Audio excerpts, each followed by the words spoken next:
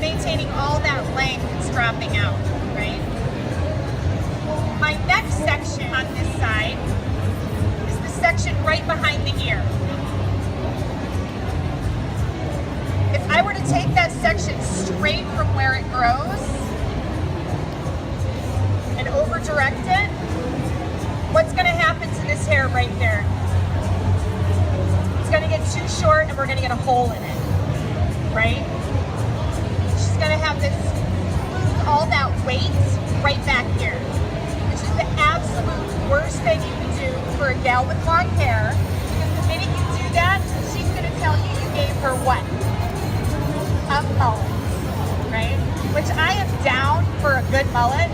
Like, I think when it's done properly and appropriately on the right person, a little shorter in through the sides, pushed back, can really create some liftness, right, depending on their face shape, and then leaving some length right behind the ear can maybe soften a fuller chin or a saggier chin, right? But it's not extreme. We're not going for Joe Dirt with our mullet, right? Unless they're maybe Deonford, right? She's got that. No. Okay.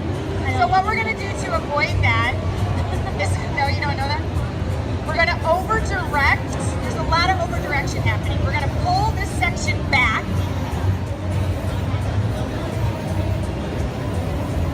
Pull it back and then bring it over.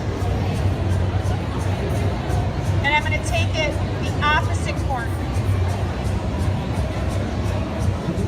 So I'm gonna pull it back.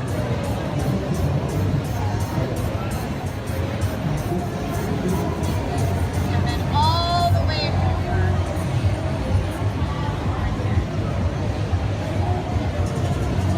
And so now I've maintained all length and weight right behind the ear, but still giving her some layers, right? Okay. No, You think we could read each other's minds by now?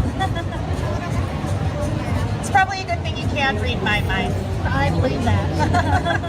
All right, so we're going to take this next section.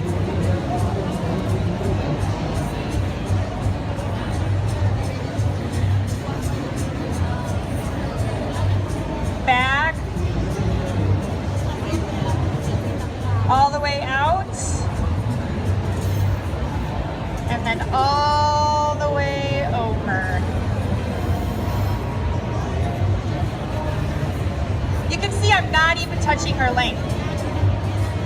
I use this technique a lot when I want to reposition layers.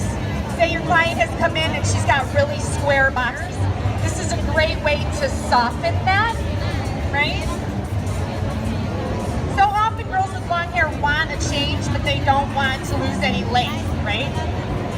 I was just going to say, you know, I'm sitting here trying to think of which client this would be a good technique for. So who, you know, what are they asking for that you think this is the cut? Like, what's your, you know, typical candidate for this haircut? I do this haircut on pretty much every girl with long hair. Yeah. Because it's fast, easy, and it's seamless.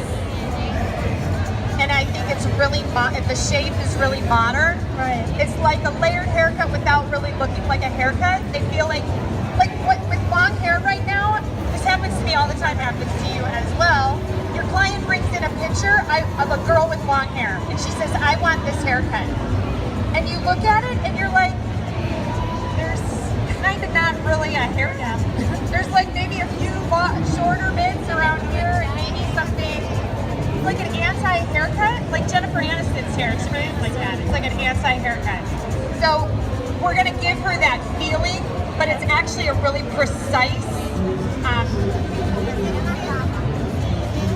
It's a really precise haircut. So I'm going to over direct that back to maintain that weight right behind the ear. And I'm directing it to the opposite corner.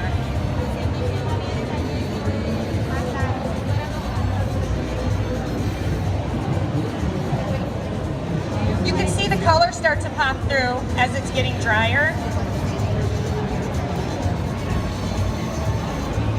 Lindsey did a great job with her balayage on here. Thank you. It's all the clay. The clay lightener does the trick.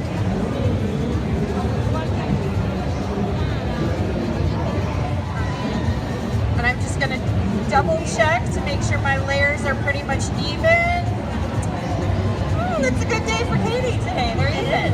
Not always the case. All right, so the internal shape, she's got some long seamless layers that are going to